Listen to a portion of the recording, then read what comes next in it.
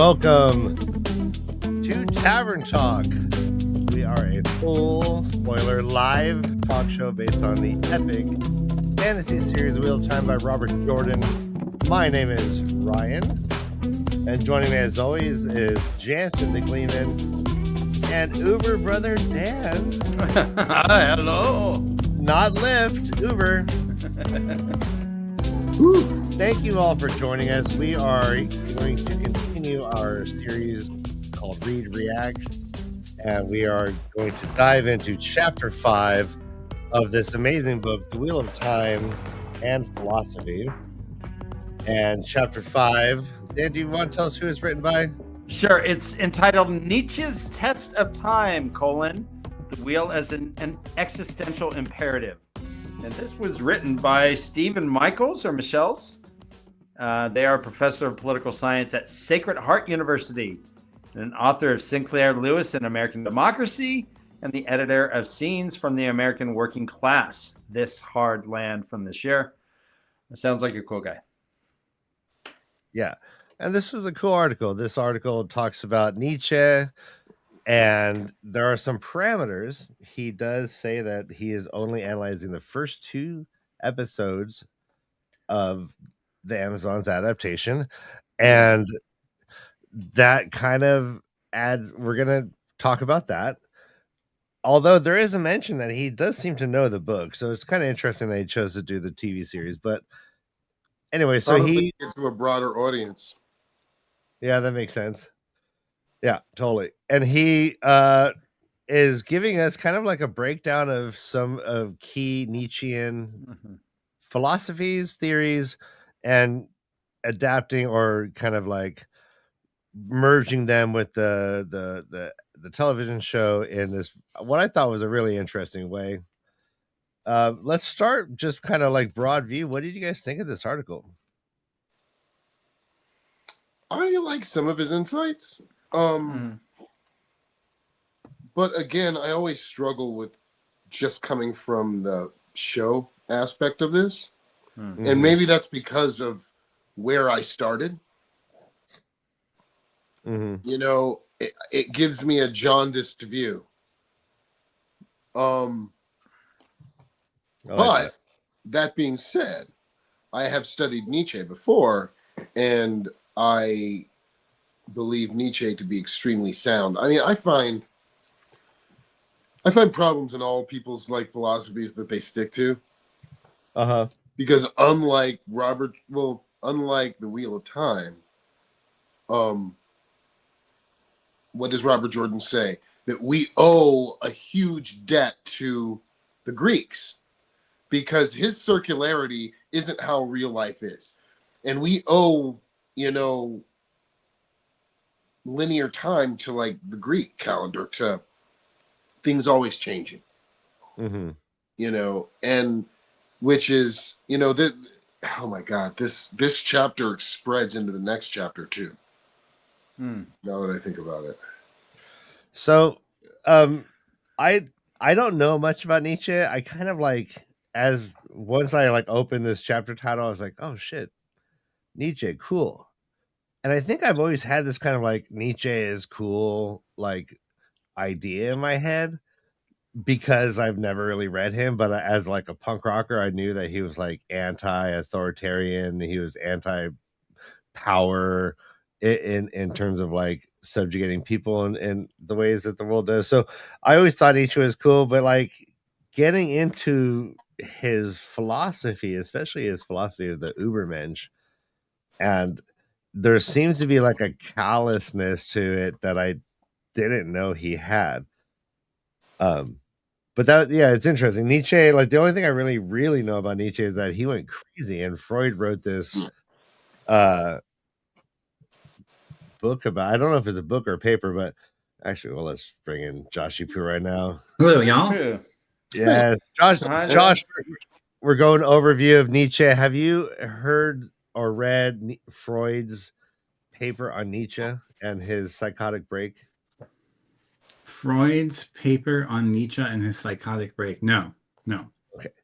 The breakdown was so basically like Nietzsche went like insane towards the end of his life, And Mhm. the moment it happened, like like a trolley driver or some sort of like wagon driver was like beating a horse with a whip, and he runs up to it. And he's like, "No, no, no!" And then all of a sudden, he like falls to the ground crying and like was never the same again.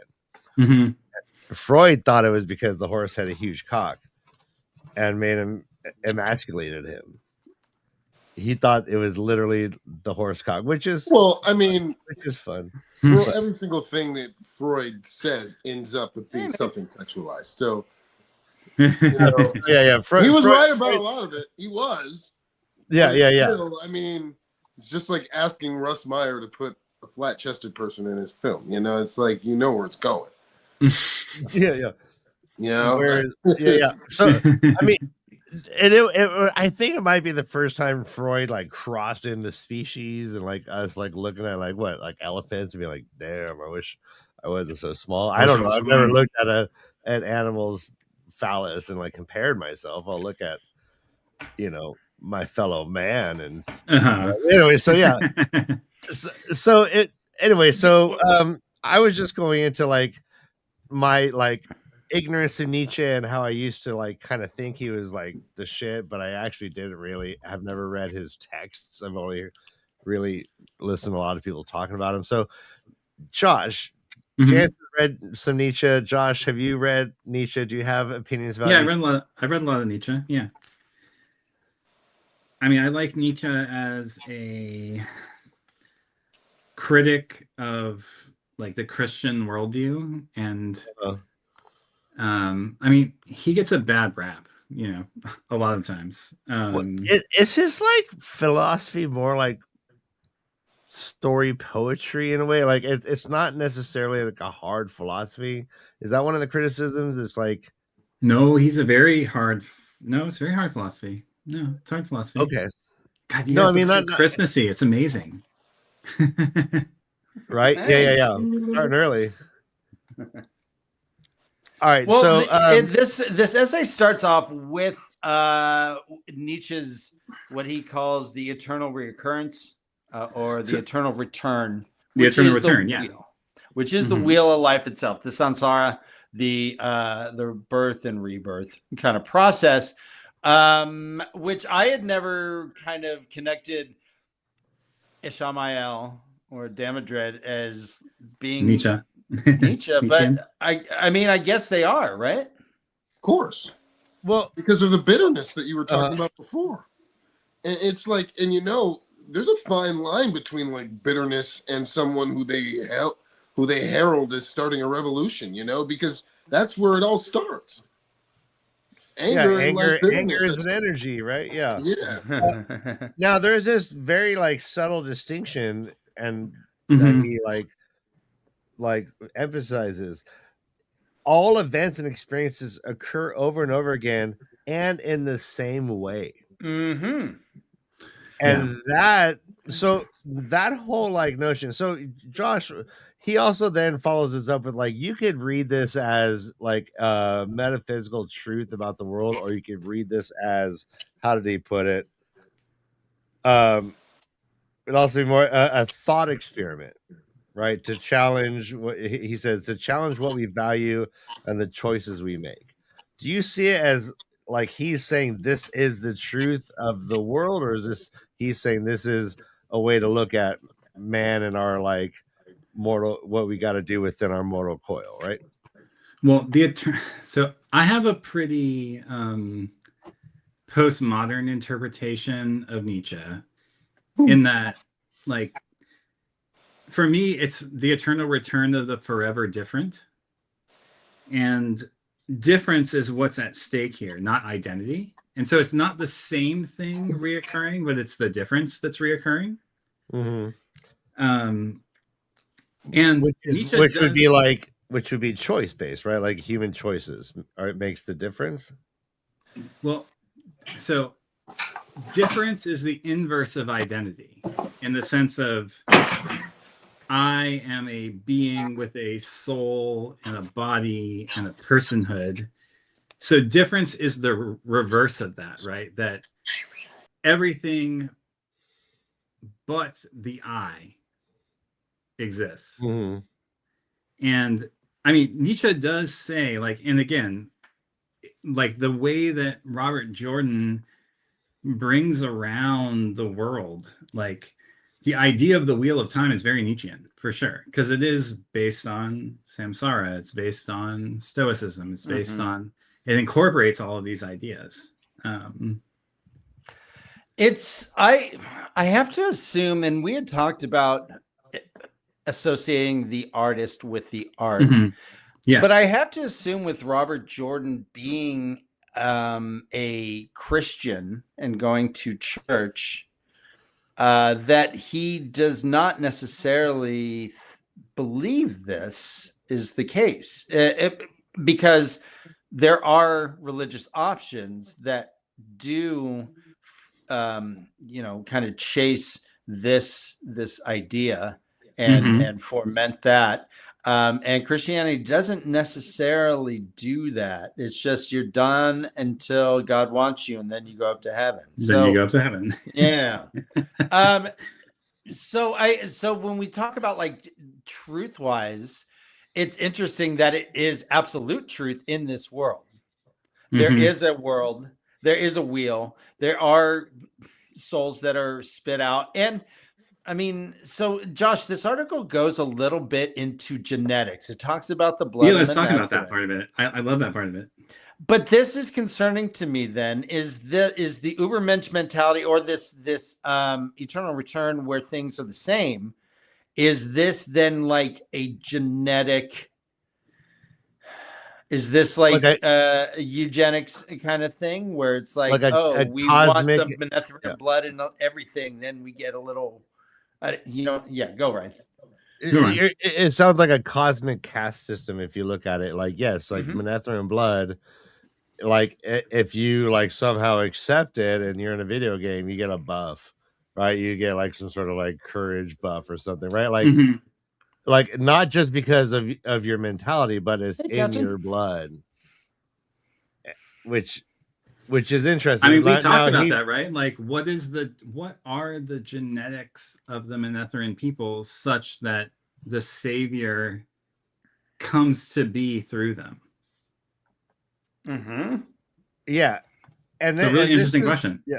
And this brings up like the moment when Moraine talks to the kids about Manetherian. She doesn't say you guys are genetically bred to, right, XYZ, jump high or run faster. She's saying like jump high, go fast, you have Manetherian blood in you, and specifically don't forget it. It will serve you in the future. And that goes into the whole idea of like history is not about he breaks this whole thing down. Like there are 3 types of historians, but in the end, Nietzsche said he wanted a more balanced view of history. It's like history should serve life. The 3 views were monumental view, antiquarian, and critical view. Yeah. But back to that point though, like history should serve life. I didn't know what the fuck he's saying until like there. He's like, yes, it's manipulable. It should serve, like she used history to make these kids stronger. She didn't say that you know what I mean? Like, so it was like, it was a really cool way that he like brought in like a very probably huge part of Nietzschean like ideas about how to look at history. And then he distilled it down into that moment, which I thought was really good. There are so many times he brings very complicated Nietzschean ideas, and then like the examples from the show I thought were a lot of times very cool and appropriate. So tell me more about that moment that you're talking about, though. Like, where is that moment? The moment, so the kids, so they're riding off. They just left the village, and all of a sudden, like, they all become like a barbershop quartet, and they're on their horses. And he's like, swing low, sweet chariot. And then like Matt's like, yeah, that's just a song. And like Moraine just starts then like going off on this long thing about the blood of Manetherian. The speech that in the book she gave to like a crowd of rabid, like Two Rivers folk with like Pitchfork committee. Yeah, right. At the Pitchfork committee, yeah. And then she like she spins her like the shaft, the staff, and then like does this like song and dance, and then woos the crowd, but then it turns into like this like intimate thing. But yeah, like so that's But where it regardless of all that, the blood of Manetheren is strong. It is strong. Like we hear this and we know it. We know that. I mean, the Heroes of the Horn even I think kind of mention it. Yeah, they do, right? Yep. Yeah. So this. I mean, so how do we associate this with Nietzsche then? Does Nietzsche? We have the heroes. We know that like God O'Kane, he always is short and ugly. Brigitte's always younger than him. I assume they always are great, noble people. They don't regress. They are always hero level people. They're just not heroes. They're just right. I mean. Just like you assume that if you once you reach level 20, you don't get reborn back to level 4. You stay at level 20, kinda, right? I mean, do you hear what I'm saying, Josh? I mean, is in regards to Nietzsche, is this how it works? Are the good people born good? No, that can't be. Not according to the Wheel of Time, at least. Can Brigitte ever be bad? How about that? In any of her reiterations, has she been a bit? That's a really good question, Ryan. Yeah. I mean, here's the thing: they've always said that no one can stay as long in the shadow and not come back into the light, right? Right. So, from what I've been reading more and more, and I don't know too many people who have read this more than me, everything has an opposite. Sure. Yeah. So does that say that every time somebody comes back from the shadow, does somebody go to the shadow, or vice versa? I don't know if it could like literally have to be a 1-to-1 ratio. Because listen, like, I don't know remember what Hawkwing said to Rand. I have fought against you as many times as I fought with you. He did say that, and that was a very fucking confusing line. Absolutely, yeah. Yes, it was. But then later on, Sanderson has them saying, "We have never fought against the light." No. Yeah. He said that Rand. Yes. Motherfucker. No. Sanderson does say because Matt's like, "Oh, I thought maybe a dark friend got the horn." He said, "Oh, we'd never follow a dark friend." The horn, the heroes would never come back. But no one said that when they were in the real world as alive that they couldn't be bad. Right. Why not? Oh, okay. Yeah, very different point. Okay, yeah, you're right. You know, you're like right. Because the pattern makes Tavern do what it needs, right? Like it's balance. So if there's someone out there as strong as Rand, as strong as Matt, as strong as Perrin, at some point there's somebody who's bad that's as strong as them too. Does Nietzsche have balance? Is there a like the opposite of the Übermensch? No, what? No, he's like all about. He basically it's in the here that life is abundant chaos. Like it's just like we're living in a chaos environment. I don't know if there's a balancing agent. He said like there's no God in his like philosophy. There's no like there's like a I don't even know if he ascribes a creator, but this world's repeating.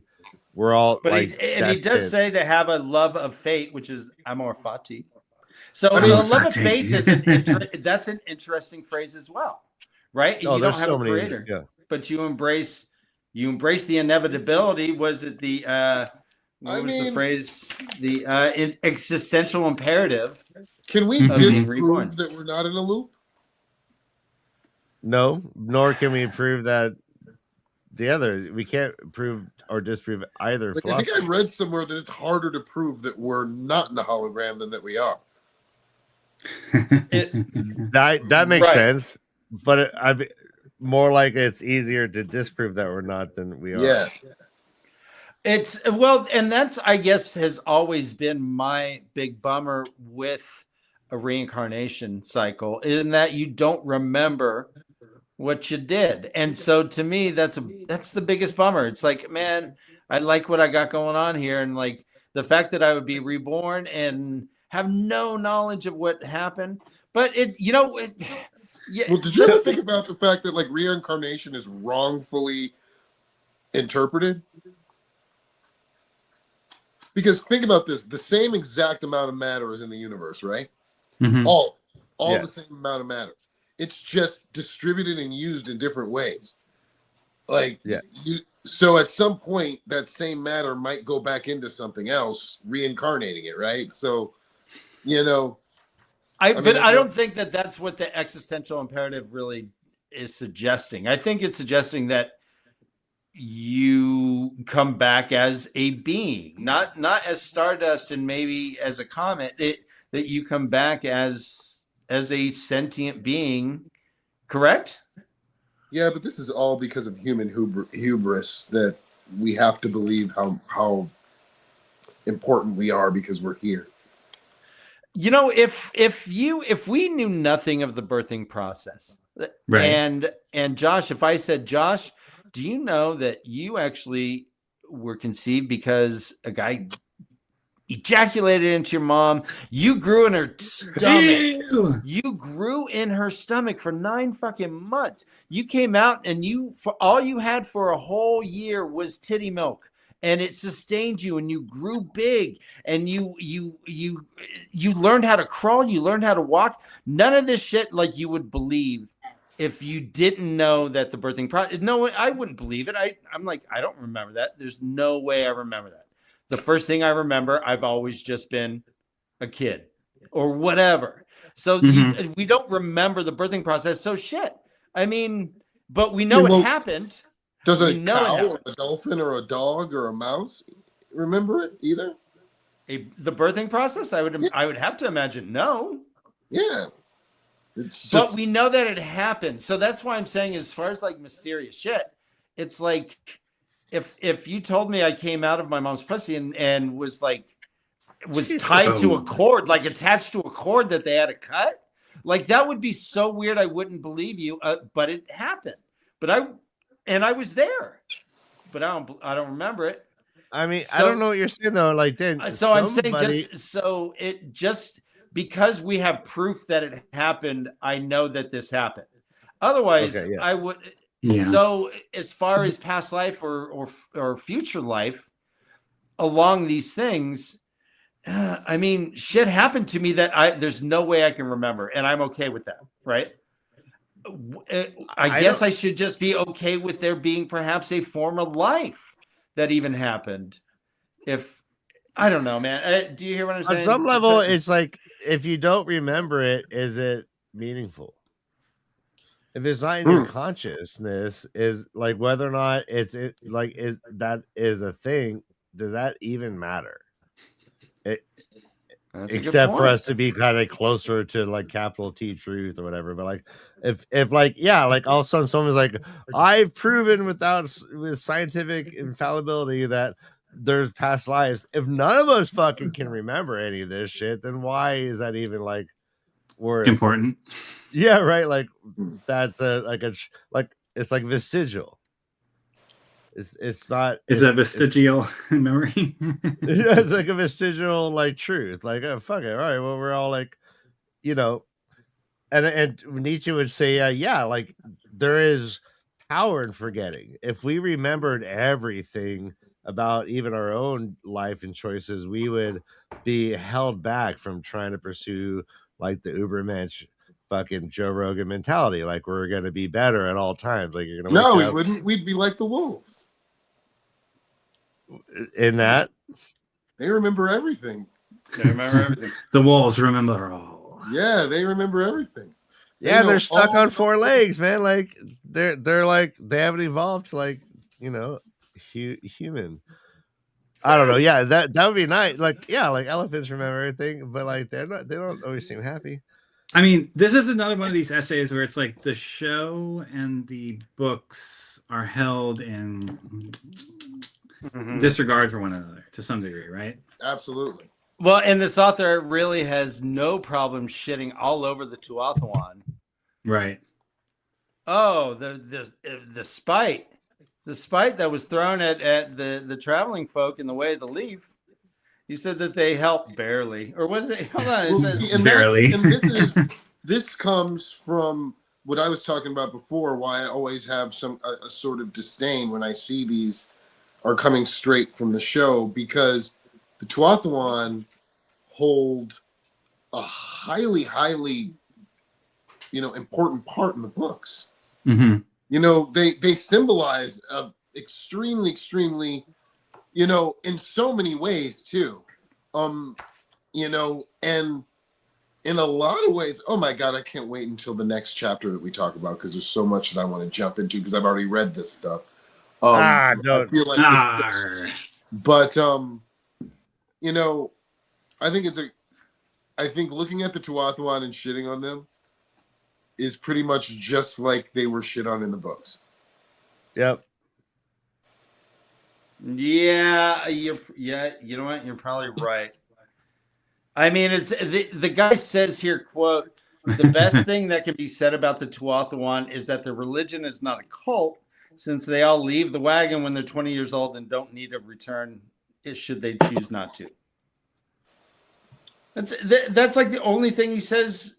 Like, he does not like this at all. Oh yeah. He does not like this at all. I mean, and he uses them as the point of aestheticism and the voluntary denial of instinct and nature. So, as opposed to going Ubermensch, trying to achieve and strive, I guess he sees the Tuathalan as just lazy and actually just like, they're like, oh man, no, again, he's talking about the voluntary denial of instinct. He's talking about the natural instinct, and the actual instinct for him, at least, is to fight back. I wonder if he's ever been bullied before or something. Maybe he has, but it sounds like he's angry at them for not wanting to fight back. Sounds like that to me. And I've had those feelings before too. Well, how about this? Like I feel like some of my most pivotal moments in life are like conflicts between like other men, and how did I handle it? And if I don't, rise to the occasion in some sort of like manly way, I'll be like, well, not now, but like my younger self used to ruminate on that shit for weeks. Like I'd be like, oh yeah, I should have just fucking, and then I would have need him. Hey, say la vie. Say la vie. bitch. What's up, my brother? Well, Awesome. Ryan, you also, in puppet stature, are a very large man. I can accidentally kill a man. But you are also given the distinct gift of being able to say, "You don't want this fight." Yeah, Ryan said it's not. I give him the too small. I'd be like, damn, too small, bitch. Ryan, do you remember telling me it's not that hard to be a pacifist when you're 6'7"? Yes. Oh yeah. Yeah, hell yeah. No, absolutely.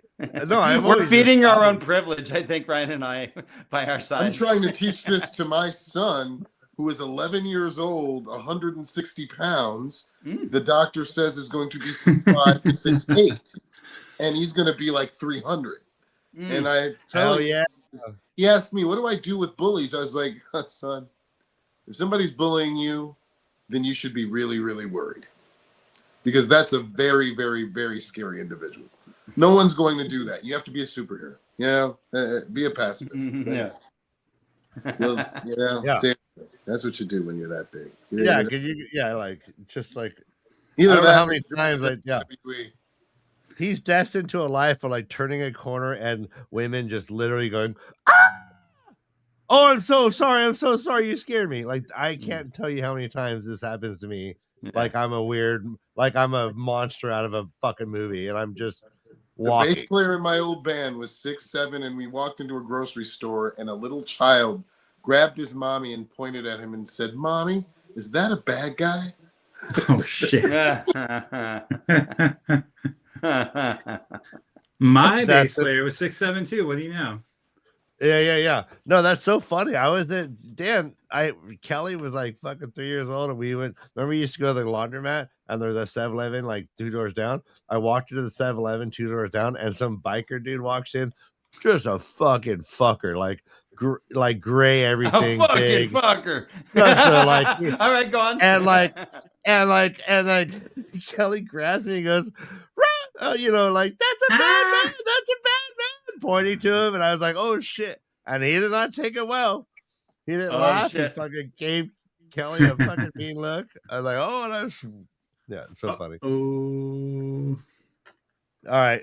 No, maybe, I mean, you know, yeah, maybe, no, I know. maybe like, he was a bad man, and he was like, "Shut up, rat." For me, it's easy to read Nietzsche because he's just basically talking about me. Oh, he's just talking about you, your puppet self. Yeah, just that the Ubermensch. Yeah, like.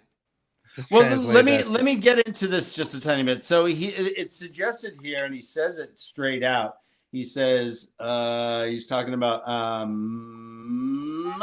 the 12th one. He's like, they see the turning of the wheel as an opportunity to be passive, but what good is reincarnation if your plan is to just come back and let yourself be killed again? Right. You would not play a video game if that was the whole thing. And then he goes on to say that the Ubermensch is actually, quote, the eternal return is a will to everything, and it's about self-overcoming, and hence the line, what doesn't destroy me makes me stronger, etc. Is he correct in identifying the 12th one as being just existentially passive? Well, I mean, I Or are they actually pacifists? One sign of there's so many different sides, and you can look to, I guess, Katzwin and Soralia for this, but there's so many ways to be weak and so many ways to be strong. Mm-hmm. Right? And we even see numerous times in POVs where they talk about the Tuathawan, where someone says, oh, they're cowards. And then someone like Piran says, well, I don't know them much like that. I do know that when there were thousands of deadly creatures about to kill us all, they decided to bear themselves down and try to save their kids, even though they knew they would die too. So, right. you know, there's strength in that some people can't or won't see. Yeah. Well, as far as I understand, I mean, what Nietzsche's asking us is live your life. Live your life in a way where you'd make the same choice every time. Yes. Whether that's for your pleasure, for the best of mankind, for the best of humanity, for the most enjoyment, whatever that is. That's the existential imperative. Yeah. And this is where me and Nietzsche disagree. Okay. But in a sense, Rand is asked that same question in The Wheel of Time. Yes. Like, how do I live my life in a way that optimizes for salvation, that optimizes for bringing people peace, love, prosperity, all of the like good things that we carry with us that make us human and who we are. And so I do very much read The Wheel of Time through a Nietzschean lens. However, I also get that many people interpret Nietzsche, and especially the Ubermensch, as this kind of like Nazi, whatever. Like, and it does have that weight that it carries. But if you can ask yourself the question, how will I do this if I had to do this every day? And you keep coming back to the right answer. That's the heart of ethics, right? How would I act if I had to repeat this eternally? But are you acting in the same circumstance? All right, real quick, guys. You with the montage. Yeah, you do your homework, son. Yeah. The answer is yes. And I'm glad you finally found me. Yep. I've known about you. I've known about you. I know you. I know where you live. I've been following you since birth.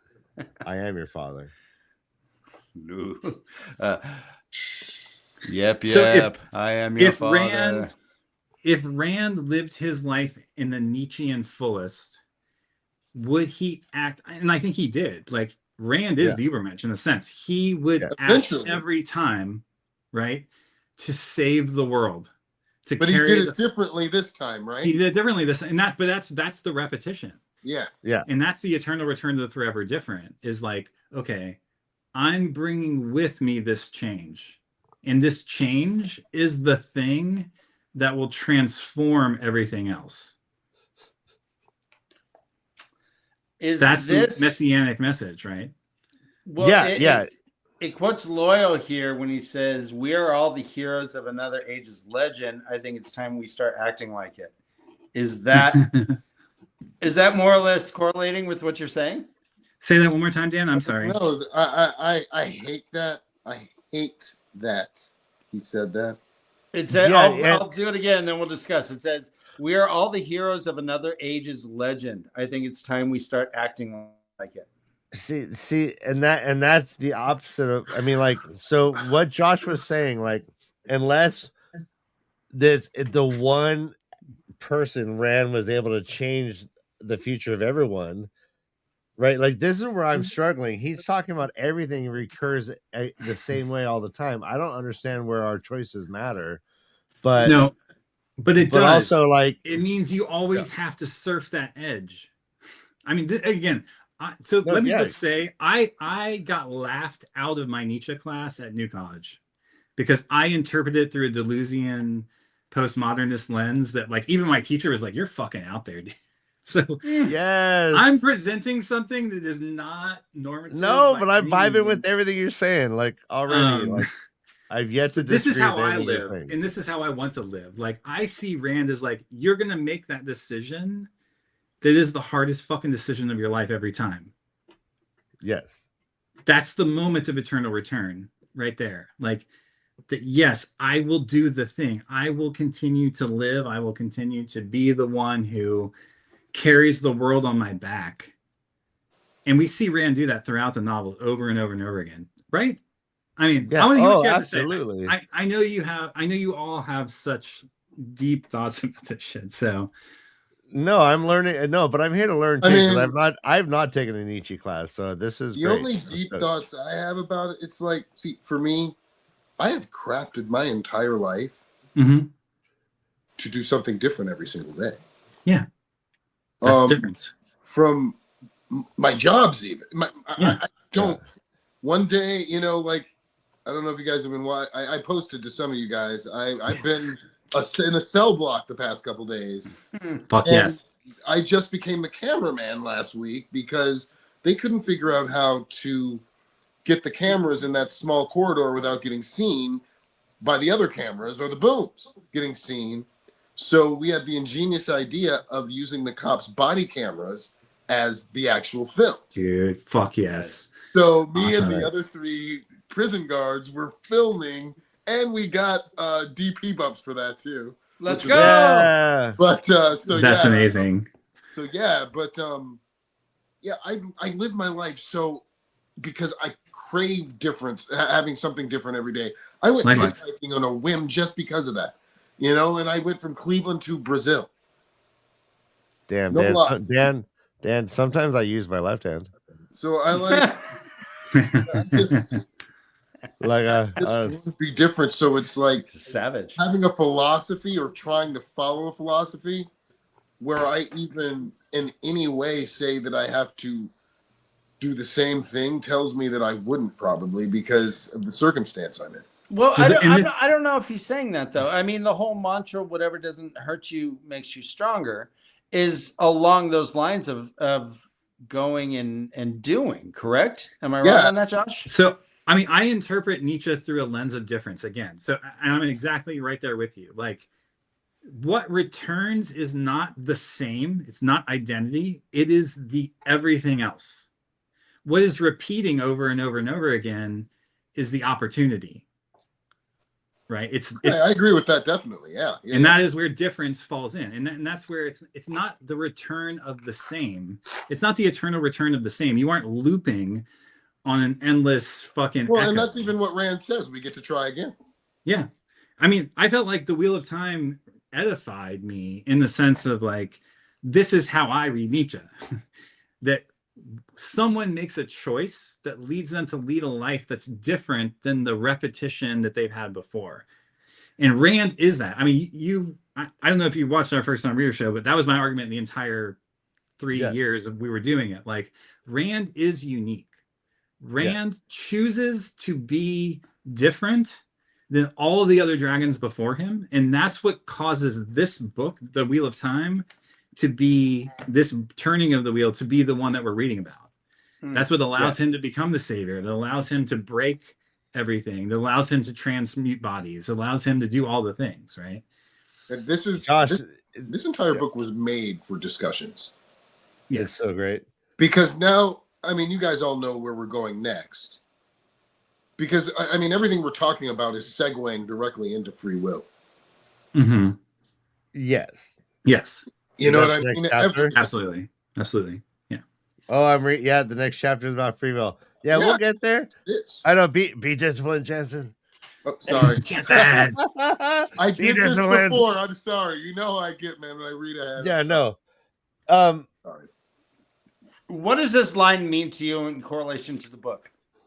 Quote, to become what one is, one must not have the faintest notion what one is.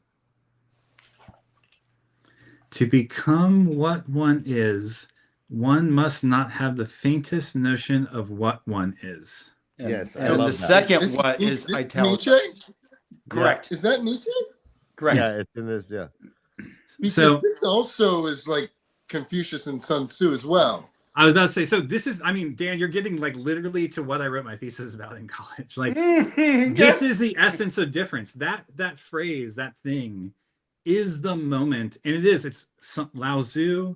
It is Buddhist, like the ultimate and the conventional, and how. So you have to be able to hold discordance and difference and multiplicity.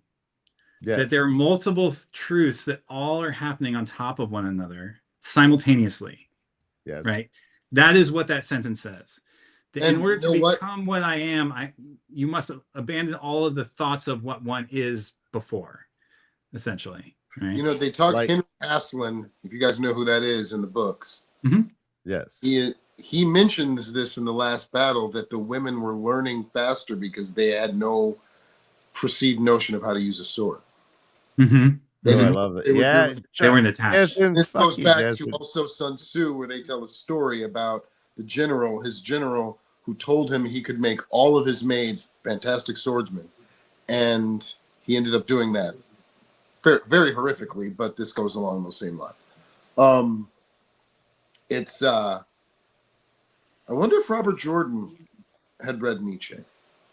I'm sure he had. I mean, it would be shocking if he hadn't. Philip K. Dick did his Citadel too, so yeah. He was at the Citadel, yeah. I mean, Philip K. Dick did as well. And again, so Philip K. Dick has this term, his credo, human is. And this is about this moment, this like that humans aren't nouns or verbs. And Ryan, I know you and I have talked about this a lot. Like, I don't believe in the philosophy of identity that makes humans nouns. We are verbs. We are an active participant. Rand is a noun in the sense of like, I can point at him on a page in a book in the metaverse. But what makes Rand unique is his ability to be a verb, to be an agent of change within his world and environment, to choose to engage in that flux of nowness in the nexus of the now that leads to the new thing. Yes, donuts from the center of the universe. All right. Yeah. Exactly. Yeah. Exactly. Damn. So that being said, but doesn't Tavern step on that though? Doesn't Tavern step on that? Okay, give it to me, Dan. Why? Is Rand the absolute reset button? I think so. Is he the reset button? The reset button. Is he the beginning and the end? Does it start all over now? Because here's the thing. There's another thing about the Wheel of Time. The wolves, and I was thinking about that because I said about the wolves before. Okay. Perrin's ability is so old, they couldn't remember. It's unnamed. Yeah. Mm-hmm. Yeah. This is from the beginning. Yeah. So everything that's happening right now is from the beginning. So Rand, and you said how he's unique. He's the reset. Mm-hmm. Do we assume? It's about to start all over again. The entire beginning. Do we But assume isn't that that- these talents are recycled? Like think Wolf that Brother, they- like I think that at one clairvoyance? point people had Kieran's ability because Lanfear talks about it. Yep. Right. So is it genetically recycled though? Is it? I mean, or is it wheel? Or No, is it like because a remember, the pattern wolves- buff? The wolves Yeah. have to choose you. Mm. We know of no like genetic pass down, at all. I do wish I still say Gaul should have been chosen too, but whatever. Hell yeah. He called them brothers in the Wolf Dream. I would have Hell thought yeah. he should have had yellow eyes. Especially like, the Aiel never really interacted with the wolves. Like Two Rivers folk were fucking shooting wolves with arrows. Like left and right. Yeah. No, hey, you get near my Yeah. sheep, I'm gonna. They're shoot like the you. natural, like, Two like Rivers were, predators but or wolves. remember, bordermen, they wouldn't shoot wolves at all because they used them as signs. Right. The bordermen they knew that Trollocs hated wolves and wolves hated Trollocs. So You're getting what is that? Yeah, fact slapped. No guards. Yeah. Oh, he said you have the ability or not. Oh, okay. Well, hey, No, that's Gnome wrong. Guard, you gotta back that up. Back that shit up. Okay, yeah, I'll debate you all day on that. We want quotes. Yeah, I want to. Yeah, bring it, man, because that's not true at all. So, I mean, in order to understand Nietzsche, you need to look to Martin Heidegger. Jesus, I love. Okay. Go on, Josh. Okay. So, I've been wearing this hat forever. What? I don't.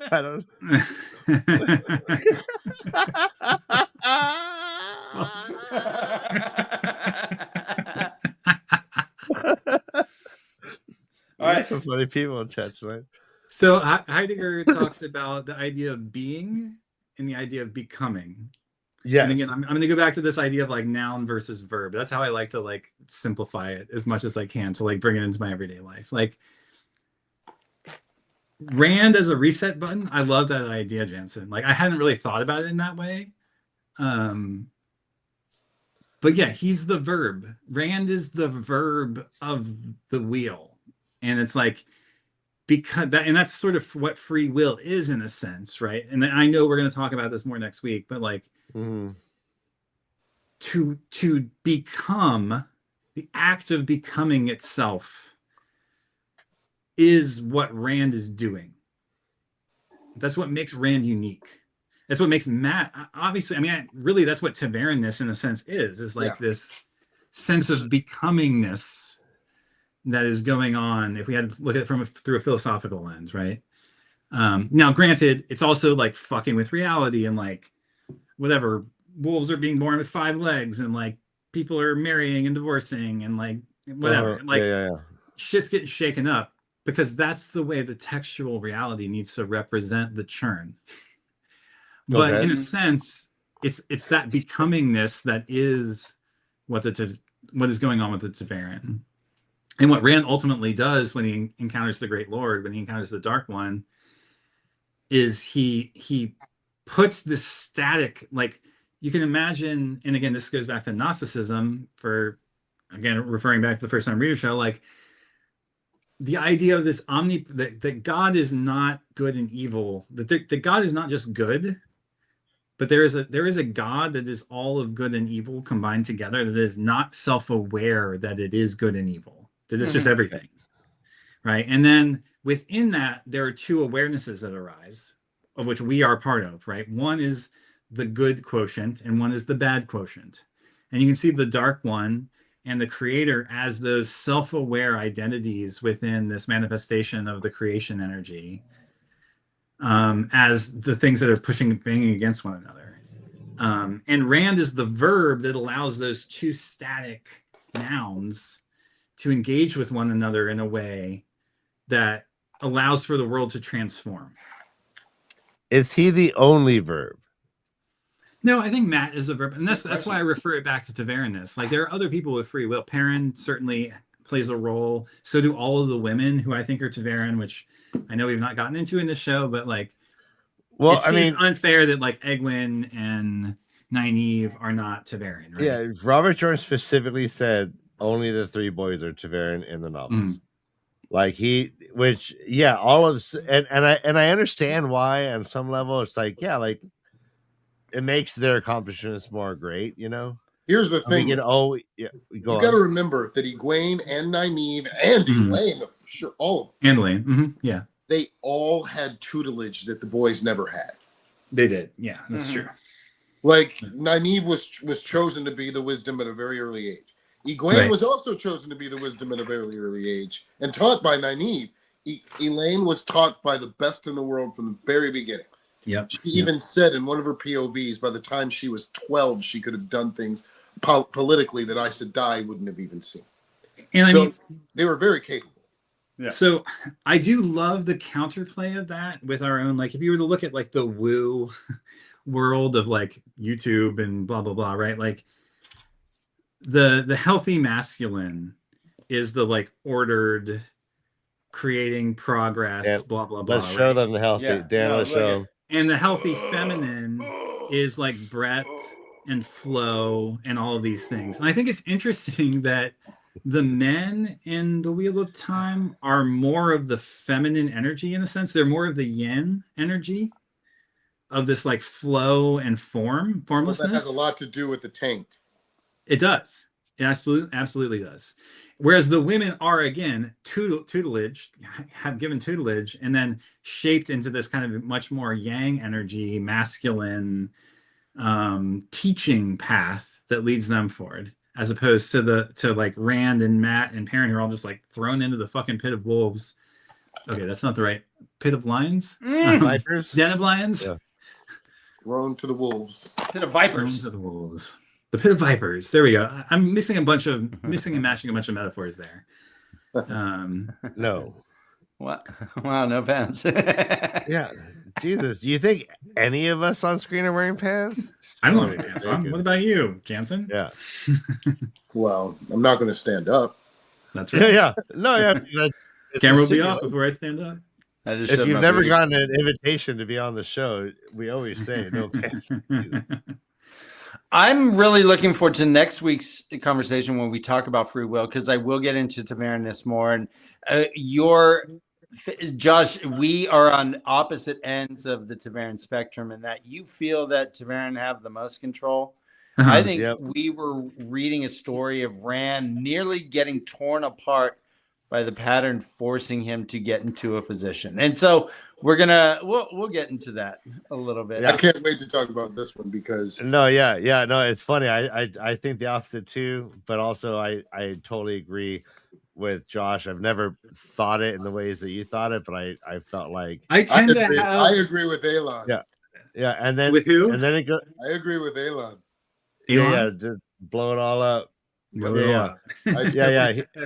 I mean, it always makes the Wheel of Time always makes me think of that Simpsons episode with the guy who can't stop hiccuping. It's like, okay, go on. Kill me. You know, like, and I feel like that's Demon Dread now over. Imagine the Dark One giving Demon Dread or Aelon or the ability to remember everything. That's why you forget, because you'd be saying "kill me" every single day. You don't want to go through this anymore. It's been, and if he can remember everything, it's like, remember they were like, did they punish you, Aelon? Yes, he brought me back to life. Yeah, you know, we do have a couple people that do remember their past lives, and it is a boon and a curse, right? How many people do we have? We have Matt, we have Rand, we have. I don't think it's Matt's past lives, man. No, that's not. I'm sorry. No, yes, I do think some of that is. I do think that they might be Matt's past lives. I think Robert Jordan answered this. He did. Chat. Did Robert Jordan answer this? What did Robert Jordan say? It might have just been visitors to the Tower of Genji. Okay. It might have been just savored memories that they sucked away. But we do have past memories. Let's say past memories. Let's say, all right. Past memories. We have others too. We have Brigitte. We have Rand. We have and I'll say Matt because he starts saying old tongue even before That's true. Yes, Yeah, he did. but that's different because that comes through the dagger, not through past. No, life. he did it before the He dagger. started doing it before he had Oh, the that's dagger. true. No, he does speak. I know, That's true. He that's does what's speak so old tongue fucked before the up. dagger. That's true. That's true. But he doesn't have all the wisdom that he gets. Because later. of the old But blood, also have man. Patton Fane. Right. Patton Fane Mm. remembers.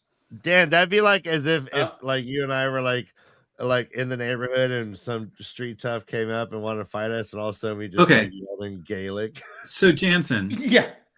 was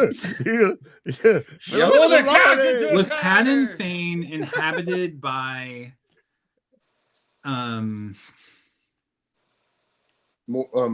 Moradin No, not prior Moradin. to arriving Moradin, with the heroes? Mashin or Mashadon. No, not Moradin. Mordeth. Mordeth. Thank you. Yeah. Was Patton Fane inhabited by Mordeth? No, in they your were opinion, blended. before they arrived with the heroes. At He was. Shadow They Wolf. blended right after they left Shadow Loga. Okay, Shadow Loga. Yeah. Okay. So it was during the time that Matt acquired the dagger that Patton Fane in Shadow Logoth that Patton Fane and Mordeth merged, right? Yes. Okay. Cool. Okay. Thank you. And they were blended together. They weren't. Yeah, because Patton Fane had been distilled. He was an Yeah. empty Mhm. shell husk, ready to be filled by this Yep. other presence of Yep. evil. Yeah. And so, I mean, that is a whole other fascinating. This like third spoke. What's the right metaphor here? The third point on the triangle. Yeah.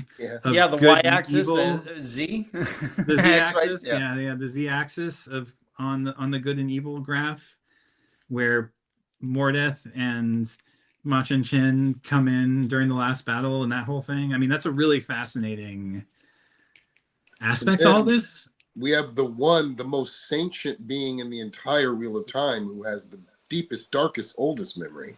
And I don't think anybody ever thinks about this. Teleron God is sentient. Teleran Riyadh is sentient? Yes. Okay. And it can read your mind. Okay.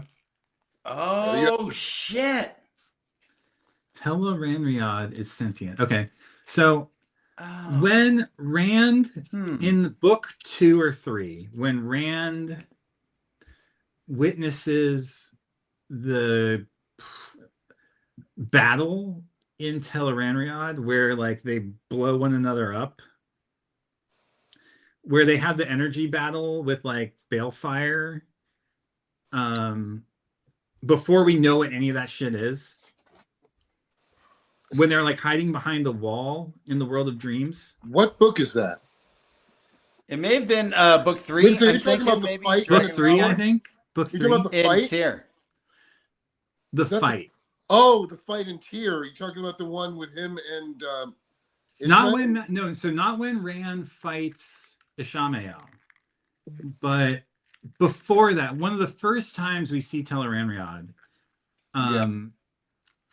they're like hiding in it, and it's just like described as this like MC Escher-ish like world. He's fighting Robin.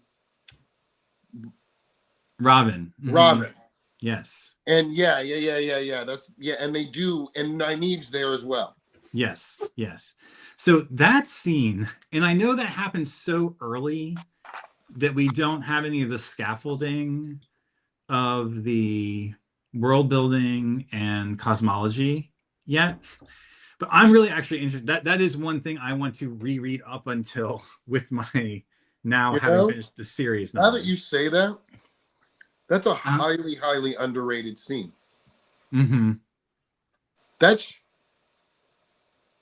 a highly underrated scene. That's like a season finale scene, actually. It felt super fucking important and super mysterious when it happened. And we recognized that as first time readers. And we were like, what the fuck just Didn't happened? he try to turn Rand into a donkey too?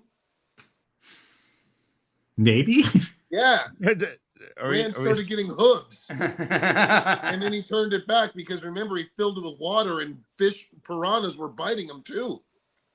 That was when he was fighting Ishamael, though, right? No, that was Robin. That was Robin? Okay. That was the Robin fight. Okay. You thought donkey though? That's so funny. Well, it said that he was starting to get hooves. And Like did a he go, pig "Meow"? announcing something. Yeah. Conflating two events. Yeah, thank you, Wadaholic. Exactly. Yeah, and fucking What did it say? yeah. Nothing. I'm conflating two events because I've only read the series. I've only read it once. So, it's like in my mind, when I think back to those early books, especially since I wasn't on the show at the time, I have a lot of like wishy-washiness in those memories. I'm telling you, New Spring gives you so much info. It's crazy. Yeah. I just looked up the news. It appears Joe Rogan still lives, but Rob Reiner and his wife were found dead outside of their Brentwood home, apparent homicide. Who is Rob What? Reiner? Rob Reiner, he was the guy who did Spinal Tap. He was the guy who was Meathead in Wait a second, are All you the Family. Is this Yeah. true? What? Isn't there a new Spinal Tap movie coming out? Like, What's that? Holy Yeah. fucking shit! Really? Dude, Yeah. I know people that work with him. 12 minutes ago. You did When Harry Met Sally? No, I gosh. know you did some of my favorite shit ever. Wow! Oh my god! Just like an assassination. It says they were of an Wow. apparent double homicide. That their deaths are attributed to lacerations consistent with a knife. Holy fuck! I was very close to that area, like their neighborhood Jesus. last. All right, everyone, like and subscribe. Yeah, thanks. Yeah, Merry Christmas, all. Okay, guys, I'm gonna have to go in a second. yeah, it's late. Okay. Yeah, All right, hey, we'll be hopefully back next week. I don't know if we need to take Christmas off. It's not really Christmas, so I'll be free next week. What is that? The I think. 23rd? It's the 21st. Okay. I'm turning 51 on the 23rd, so What? You don't look a day over 50. Well, you don't look 51 yet. Give me 3 days, or give me 8 days. I'm just I'm kidding. still playing 30-year-olds though. Hell Yeah. Yeah, too. if Oh yeah. only an actor can say that statement and get away with it. And not be creepy. Yeah. Yeah. Oh, I'm playing 30. All right, Guys, Josh, thanks for joining us. Yeah, go ahead. real- Yeah, real thank you. quick. No, yeah, just in recap, Josh. Like, god damn it, like you don't know any of my theories about this, but like so many of your like things that your theories, your understandings about the novels like coincide with mine like so ridiculously.